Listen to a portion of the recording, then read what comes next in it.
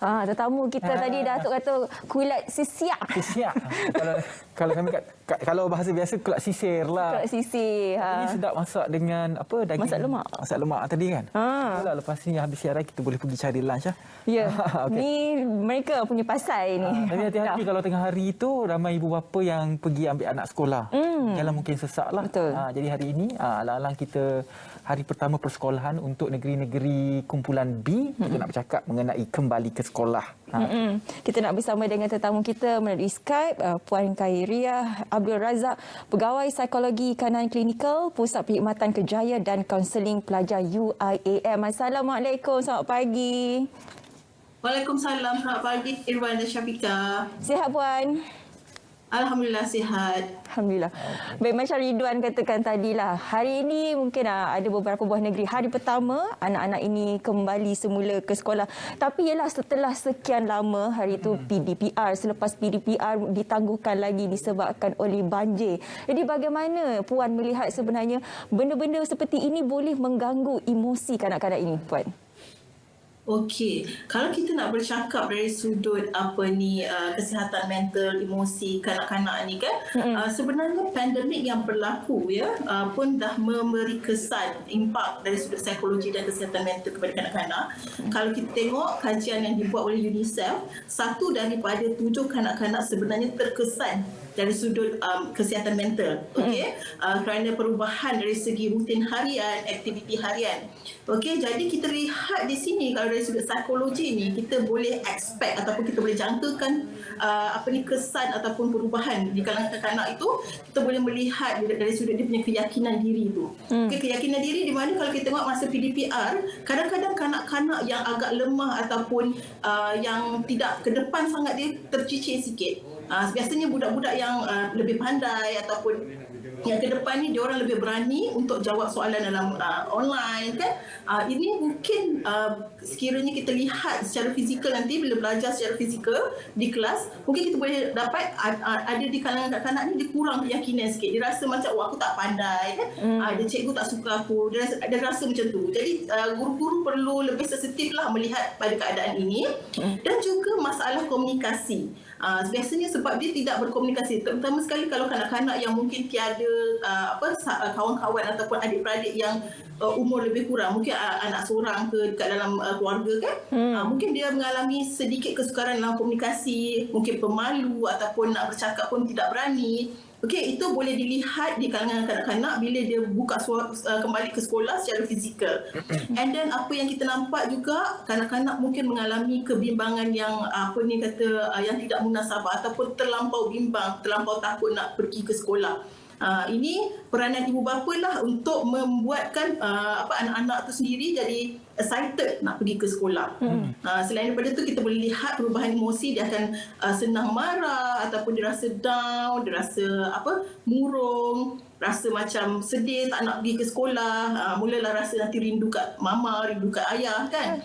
Jadi rindu kat rumah. So dia akan ada perubahan. Sememangnya kita perlu jangkakan ada perubahan dari sudut emosi di kalangan kanak-kanak. Jadi bagaimana pula kalau perubahan emosi dan juga psikologi yang dilalui oleh kanak-kanak sepanjang berlakunya pandemik ini, dia mengubah.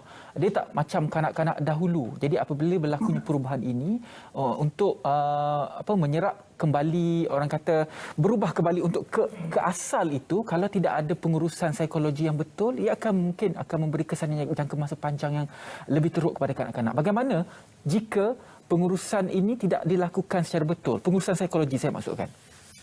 Okey, sekiranya tidak diuruskan dengan betul emosi dari segi kesihatan mental, dia sangat membahayalah. Dia memberi kesan jangka panjang di mana kanak-kanak itu mungkin akan mengalami masalah dari segi akademik, personality dia sendiri, dan juga keyakinan dirilah, terutama sekali kan. Macam mana dia nak membawa diri dia akan jadi kesan jangka panjang yang mungkin boleh dilihat permasalahan ini bila dia dah dewasa, bila dia dah mungkin dah masuk sekolah menengah.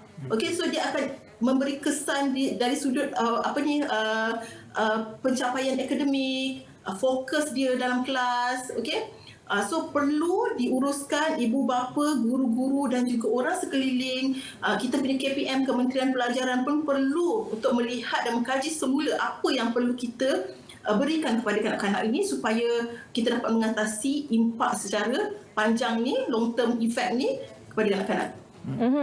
Kepada penonton-penonton Selamat Pagi Malaysia, mungkin ada ibu bapa yang nak berkongsi cerita atau bertanya kepada Puan Khairia, boleh menghubungi kami di 0322820988 ataupun 9855. Puan, kalau kita boleh lihatlah PDPR ni, sebab selalunya sebelum kita nak melangkah ke darjah 1, kita akan masuk ke tabika ataupun ke tadika. Tapi dalam tempoh 2 tahun kita pandemik ini, mungkin suasana ataupun ke tabika itu tidak tercapai, tidak boleh. Tiba-tiba dah terus melangkah ke darjah 1. Dan ini menyebabkan kadang-kadang ada kanak-kanak ini mengalami masalah daripada segi literasi dan juga numerasi. Jadi bagaimana sebenarnya persiapan dan juga persediaan awal daripada ibu bapa khususnya, kemudian bagaimana juga perangkaan daripada pihak guru, bagaimana nak alter kembali sistem pendidikan mereka supaya tidak tercicir pelajar-pelajar ini, Puan? Okey, apa yang saya lihat pertama sekali, guru-guru dan ibu bapa tidak satu benda yang perlu dibuat, tidak menjangkakan sesuatu yang tinggi daripada kanak-kanak kita ataupun daripada anak-anak kita sendiri. Di mana expectation tu kena direndahkan sedikit sebab perubahan ni memang ketara sangat. Dia tak sama macam yang dulu, dan silibus kita pun kalau kita tengok sekarang ni, kita tidak mengubah apa-apa. Comparekan dengan yang sebelum pandemik dan selepas pandemik. Jadi di sini guru-guru dan juga ibu bapa perlu sebenarnya jadi lebih terbuka dan fleksibel dalam menerima keadaan anak-anak kita. Okey, jadi guru-guru sendiri sebenarnya perlu, guru-guru ataupun pihak sekolah lah, mungkin perlu mengenal pasti kelemahan pelajar itu sendiri. Okey, mengenal pasti dan juga sebenarnya mengasingkan, bukanlah mengasingkan dalam kelas, mungkin perlu dibuat latihan khas ataupun diberikan aktiviti-aktiviti khas untuk mengukuhkan lagi anak-anak punya kemampuan dan kebolehan. Manakala ibu bapa pula, ibu bapa tak boleh mengharap 100% pada guru. Kita perlu meluangkan masa, memberi sedikit masa untuk kita tengok apa kelemahan anak kita dan berkomunikasi, berinteraksi selalu dengan guru-guru untuk mengetahui apa perkembangan anak-anak. Jadi di sini saya melihat bukan sahaja guru dan juga ibu bapa, tapi KPM pun dah high time untuk sebenarnya untuk melihat dan mengkaji semula sistem pendidikan perlu buat perubahan. Sebab apa yang saya lihat, even silibus kanak-kanak darjah 1 pun saya rasa agak tinggi pada ketika ini, di mana pelajar mungkin boleh hafal ataupun menghafal sahaja tetapi tidak betul-betul memahami dan menguasai apa yang dipelajari. Jadi mungkin itu dulu silibusnya berlainan sebelum pandemik. Selepas pandemik ini perlu buat kajian segeralah pada pendapat saya. Bagaimana pula dalam situasi pada hari ini kita melihat kanak-kanak yang terlalu bergantung kepada gadget dalam kehidupan seharian mereka. 2 tahun, kalau dahulu memang diberikan gadget, dalam 2 tahun lagi banyak masa mereka bersama dengan gadget untuk menghadapi hari-hari persekolahan yang sememangnya gadget tidak dibenarkan. Bagaimana?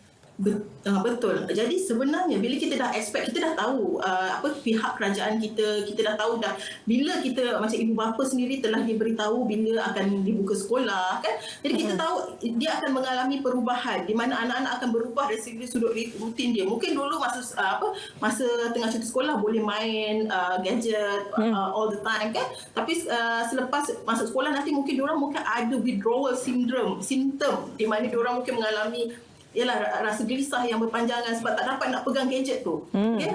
Jadi apa yang perlu dibuat sebenarnya, ibu bapa dah kena bersedia daripada awal, dia kena ada rehat sikit. Bila dia main tu, bagi masa dalam sejam 2 jam rehat untuk daripada gadget. Main permainan ke ataupun kita sendiri. Itu yang saya kata, ibu bapa sebenarnya apa yang perlu sangat diberi adalah masa kita. Jadi kita kena bersama-sama dengan anak-anak kita untuk buat aktiviti bersama. Contohnya kalau dia nak main bola ke, dia nak main permainan-permainan secara fizikal. So itu peranan ibu bapa sebelum itu adalah juga persediaan awal daripada ibu bapa untuk anak-anak sebelum dia masuk ke sekolah untuk belajar secara fizikal.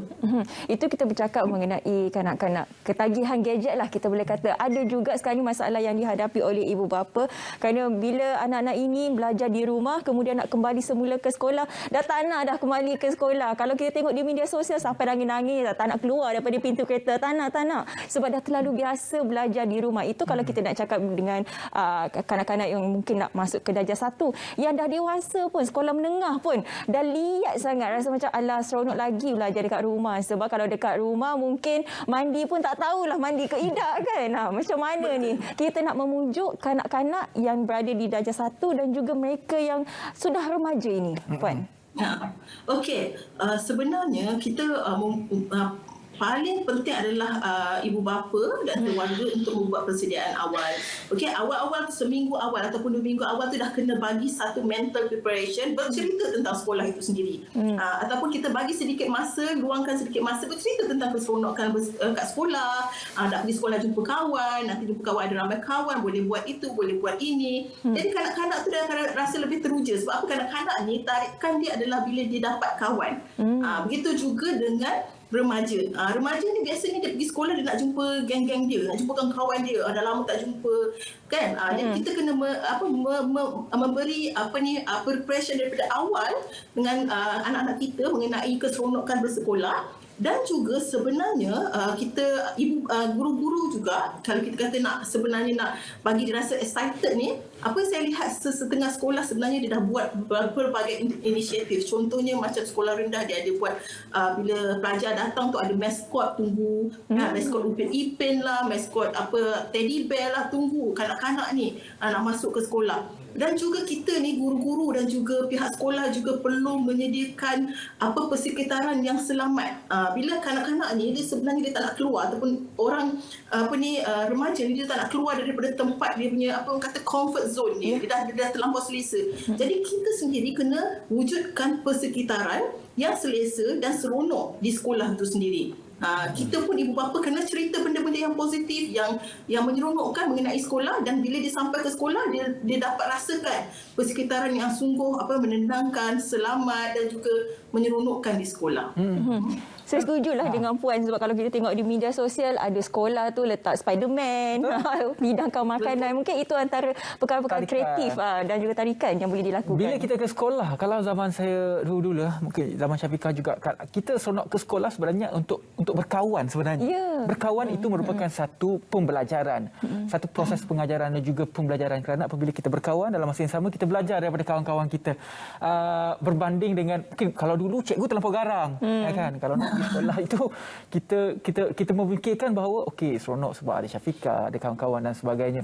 Dalam situasi pada hari ini, bagaimana untuk memberi semangat dan juga orang kata memberi pesanan kepada ibu bapa supaya dalam masa yang sama kita memberi motivasi untuk ke sekolah untuk belajar, kita memberi motivasi untuk pergi bersekolah untuk bersosial. Merupakan satu kaedah pembelajaran.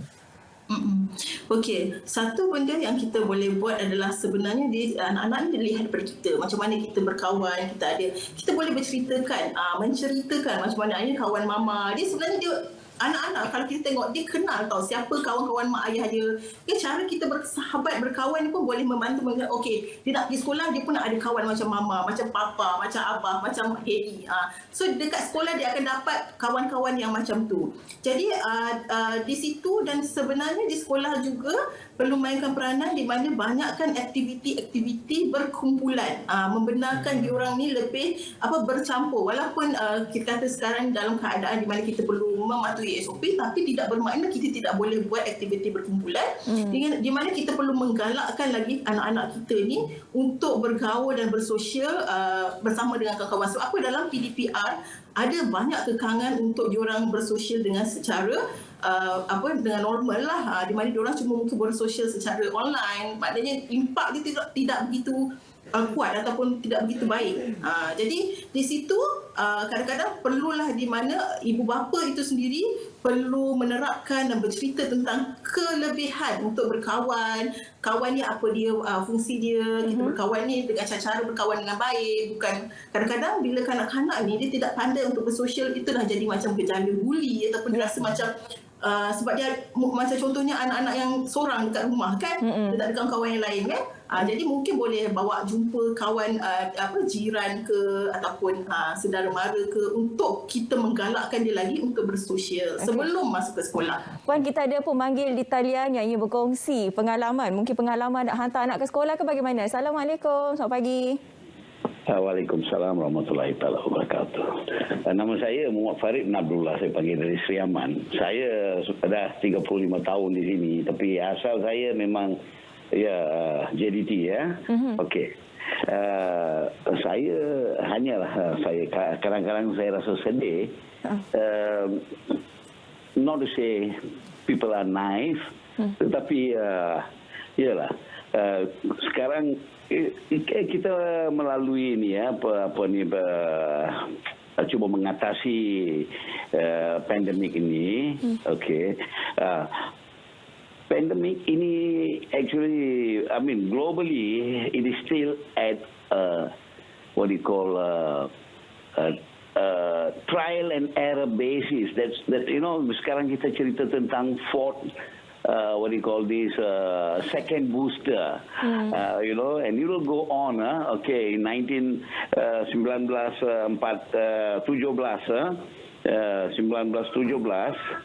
Ya, 1917 lebih kurang 500 second wave itu membabitkan 500 juta yang was affected dari apa nama itu Spanish flu, dan 10% died, 50 million people, 50 juta orang meninggal dunia.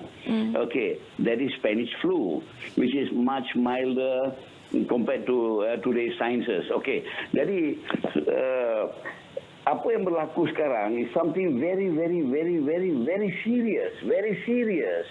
Okay, we are talking about sending our children. Of course, I love to send my children to school. I have 5 children, di antara yang terpandai di dunia. Okay, saya bersyukur kepada Allah Subhanahu Wa Taala. Ini bukan riak ke apa benda, tak ada. Okay, as a Muslim, I'm proud I'm contributing to my religion. I want Muslims of the world to be super intelligent. Okay, that is very important. To be respected.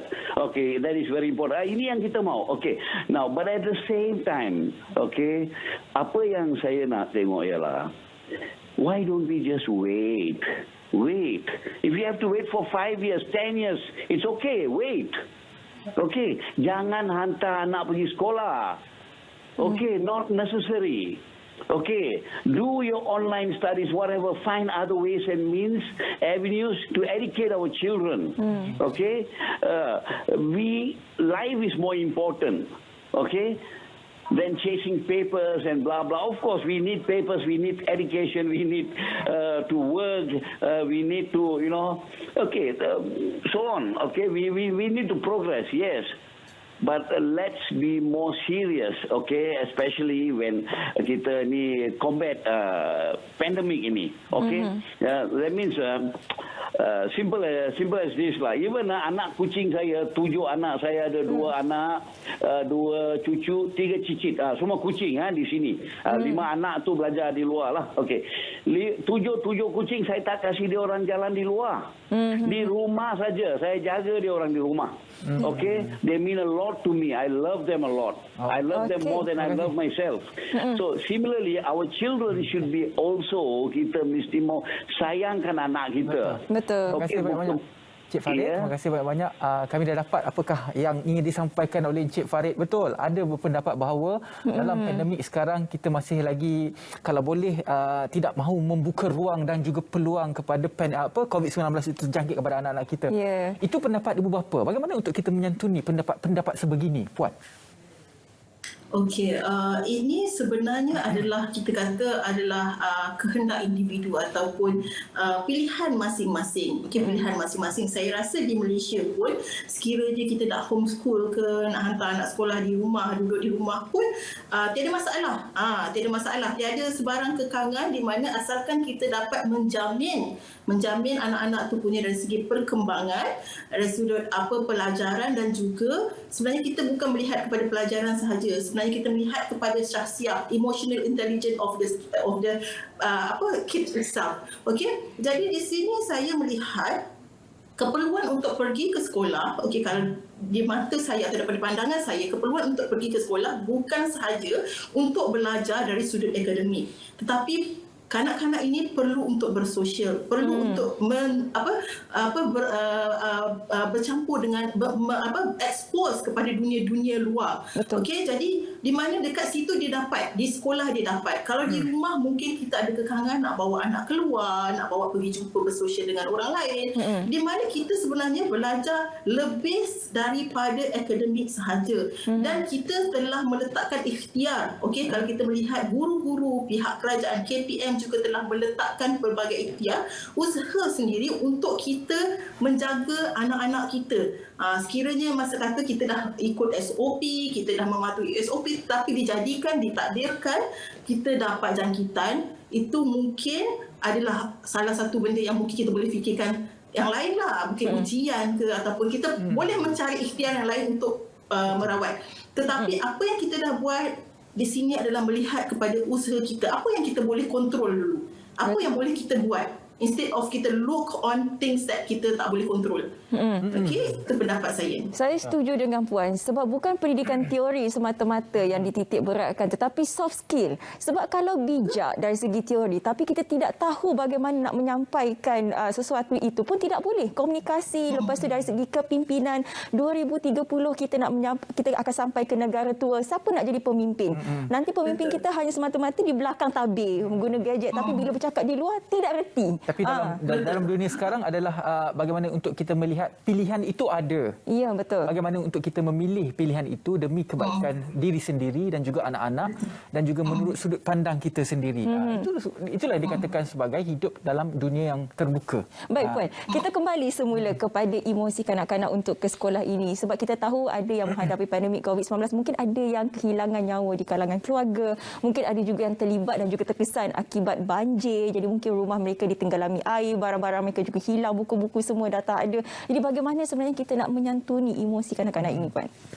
Okey, yang paling penting di kalangan guru, di kalangan ibu bapa, di kalangan seperti saya bekerja di universiti, di kalangan pensyarah, okey, di kalangan kami pekerja-pekerja admin di universiti, kita semua perlu ada empathy sebab ramai yang terkesan. Jadi di mana mungkin empathy ini adalah di mana kita mungkin dah kata okey, kita boleh expect benda ni, boleh bila kita tidak mampu untuk meletakkan diri kita dalam keadaan pelajar tersebut, itu yang kita akan guna kita punya rasional sendiri. Okey, macam contohnya kita boleh expect macam ni. Kenapa pelajar tak boleh? Kita tidak boleh menggunakan teknik yang macam tu. Kita tidak boleh berada dalam keadaan yang macam tu. Jadi bila kita nak mendidik seseorang, terutama sekali kanak-kanak, di empathy itu sangat penting. Kita perlu tahu di mana pelajar ini mengalami kesukaran bukan sahaja sebenarnya efek dari sudut fizikal, tapi dari sudut mental dia sendiri.